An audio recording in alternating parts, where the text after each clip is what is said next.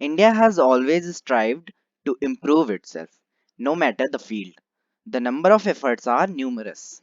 In this episode, we are going to talk about the National Policy on Education 1968. So let's begin. और आप ऐसा ना सोचिए कि ये वीडियो इंग्लिश लैंग्वेज में ही है। मैं बोथ लैंग्वेजेस यूज करूंगा ताकि आपको बिल्कुल प्रॉब्लम ना हो। आप दोनों लैंग्वेजेस के थ्रू समझने की कोशिश करेंगे हम। ठीक है। तो 1968 की राष्ट्रीय नीति आजादी के बाद इतिहास में एक बहुत ही अहम कदम थी। 1968 की जो नीति थी वो उसके लागू होने के बाद देश में शिक्षा का एक व्यापक प्रसार हुआ। पूरे देश में शिक्षा की समान संरचना और लगभग सभी राज्यों द्वारा 10+2+3 की जो प्रणाली थी उसको मान लेना 1968 की नीति की ही सबसे बड़ी देन है। आयोग ने अपने प्रतिवेदन में शिक्षा की राष्ट्रीय प्रणाली के विषय में जो यहाँ पर आयोग की जो बात मैंने की है, यहाँ पर आयोग से मतलब है 1964 का कोठारी कमीशन यानी कोठारी आयोग। 1964 में कोठारी आयोग बना था, है ना। तो उसके कुछ सालों बाद ही 1968 में जब ये एनपीई आई, ये सॉरी एनईपी आई 1968 की, तो इसमें जितने भी सुझाव माने गए थे वे सभी कोठारी आयोग के सुझाव थे। तो आपको ये बात ध्यान रखनी है कि नेशनल एजुकेशन पॉलिसी 1968 को आपको अलग से पढ़ने की जरूरत नहीं है।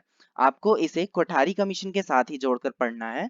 और जो भी सुझाव और जितने भी रिकमेंडेशंस कोठारी कमीशन में बताई गई थी, मुख्य तौर पर आपको उन्हीं सारी चीजों को इसमें पढ़ना है, क्योंकि उन्हीं सभी पॉइंटों को उन्होंने अप्लाई करने की कोशिश की थी। अब वो कर पाए या नहीं कर पाए वो बात की बात है, वो हम फिर आगे बात करेंगे। पर जितने भी थे इनके मुख्य पॉइंट्स वो सभी वही पॉइंट्स थे। तो 24 जुलाई 1968 को भारत की जो सरकार थी उन्होंने इस नीति को शुरू किया था, जारी किया था। और यह भी सत्य है कि 1968 की जो शिक्षा नीति थी उसके अधिकांश सुझाव परिणत नहीं हो सके। मतलब कार्य रूप में परिणत नहीं हो सकेगा, मतलब वो जमीनी कार्यवाही उन पे नहीं दिख पाई। उसकी कई वजह थी। कुछ जैसे पक्की योजना बनाकर उनका काम नहीं किया गया। लोगों को स्पष्ट दायित्व जो थे, उनके जो रिस्पॉन्सिबिलिटीज थी वो निर्धारित नहीं की गई, उनको तय नहीं किया गया। ये एक बड़ी वजह रही। और साथ ही उस समय हमारा देश एकदम से आजाद हुआ था, तो उनकी हमारे देश की जो वित्तीय व्यवस्था थी वो भी इतनी मजबूत नहीं थी कि वो एकदम से सभी चीजों को अप्लाई कर सकें, है ना।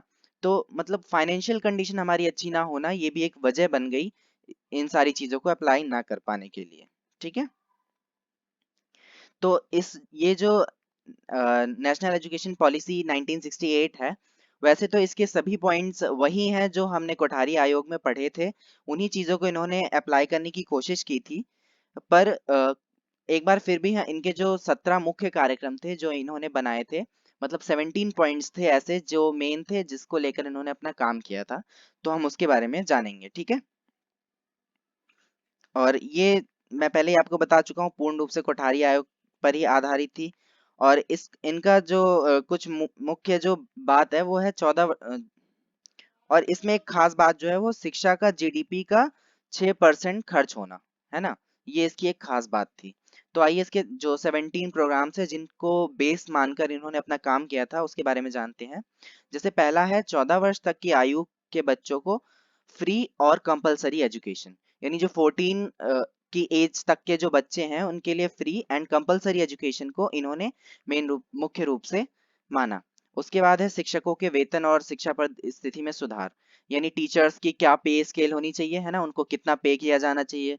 और उनका मतलब टीचर से रिलेटेड भी जितने सारे रिकमेंडेशंस कोठारी आयोग में बताए गए थे वो भी इन्होंने मानने की कोशिश की।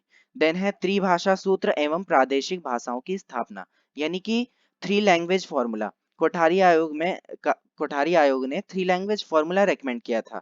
ये वो फॉर्मूला था जो उनके अनुसार देश को जोड़ सकता था, है ना। उस समय हमारा देश भाषा के आधार पर काफी बटा बटा सा था, तो देश को जोड़ने के लिए ऐसा कोई सूत्र चाहिए था। तो उन्होंने त्रिभाषा सूत्र के बारे में बताया जो देश को जोड़ सकता था, उन्होंने ऐसा कहा। देन है शैक्षिक अवसरों में समानता की स्थापना, यानी कि समानता की स्थापना यानी जो टीचिंग अपॉर्चुनिटीज हैं वो सबको इक्वली मिलनी चाहिए, चाहे वो औरत हो या आदमी हो, चाहे वो गरीब हो या अमीर हो, चाहे वो पिछड़ा हो या आगे की कोई बड़ी जात हो। तो जात पात लिंग भेद, इन सभी जो भेद, ये सभी जो भेद थे, इन सभी भेदों से उठकर सभी को समान शैक्षिक अवसर मिले, ये भी एक बहुत जरूरी बात उस समय की थी इस एनपी के हिसाब से। देन है प्रतिभाशाली छात्रों की खोज और उनकी प्रतिभा का अधिकतम विकास। जो भी समझदार बच्चे हैं उनको खोजना और उनकी जो भी प्रतिभा है उसको निखारने का अच्छे से अच्छा प्रयास करना। देन विज्ञान और अनुसंधान यानी साइंस एंड टेक्नोलॉजी पर भी खास ध्यान दिया गया। उसके बाद एग्रीकल्चर पे, एग्रीकल्चर की जो शिक्षा है उस पर भी खास ध्यान दिया, क्योंकि भारत जो है हमारा एग्रीकल्चर में सब हमेशा से आगे रहा है, तो देश को एग्रीकल्चर के फील्ड में आगे ले जाना भी बहुत जरूरी था। उसके बाद है परीक्षाओं में सुधार किया गया। जो भी सुधार कोठारी आयोग के द्वारा बताए गए थे वो सभी सुधार लाने के प्रयास किए गए। शिक्षा का प्रसार करने की कोशिश की गई और बच्चों को जो मूलभूत सुविधाएं हैं जैसे खेलकूद की या उनके देख रेख की या उनके स्वास्थ्य संबंधी, उन सभी सुधारों पर भी इसमें मुख्य रूप से ध्यान दिया गया।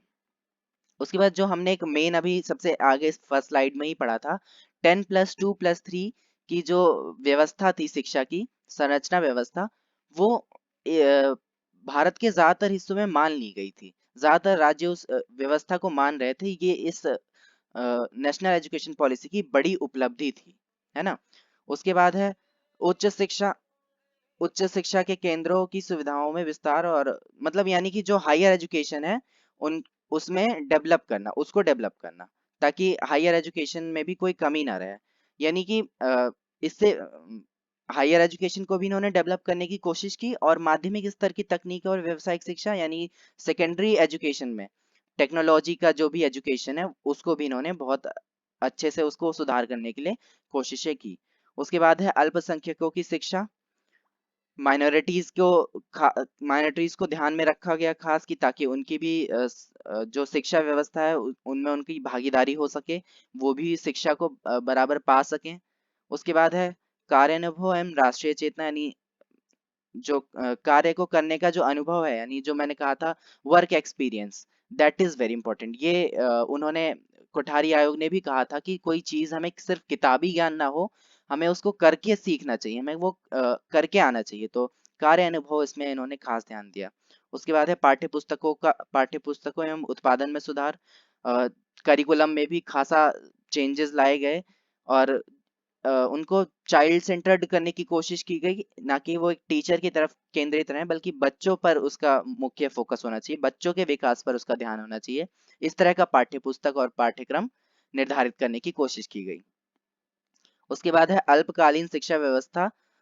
पत्राचार व्यवस्था मतलब इसका मतलब है कि कोई ऐसे बच्चे हैं या जो मान लो किसी काम वगैरह में, ओपन स्कूल आप समझते हैं ना, एसओ सोल वगैरह जो है, जैसे ड्यू और सोल आजकल चल रहा है कि अगर कोई बच्चा है वो पढ़ाई लिखाई नहीं कर पा रहा है या किसी कारणवश वो कॉलेज नहीं जा पा रहा है रेगुलर, तो उस तरीके से ऐसे स्कूल और कॉलेजेस को डेवलप करना जो ताकि वो अपने घर बैठे पढ़ाई कर सकें और एक आध बारी उनको कॉलेज या स्कूल जाना पड़े।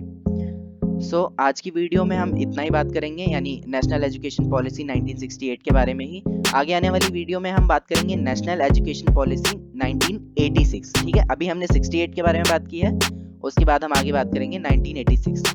तो उसका लिंक आपको डिस्क्रिप्शन में भी मिल जाएगा और ऊपर आई बटन में भी एडेड है, आप वहां से जाकर उसे चेक कर सकते हैं। तब तक के लिए thanks for watching. I hope this information is beneficial for you. So if you like a video, give it a thumbs up and subscribe the channel for such more videos. And let me know your doubts in the comment section, okay? And we will meet in the next video. Till then, take care. Bye bye. Thank you.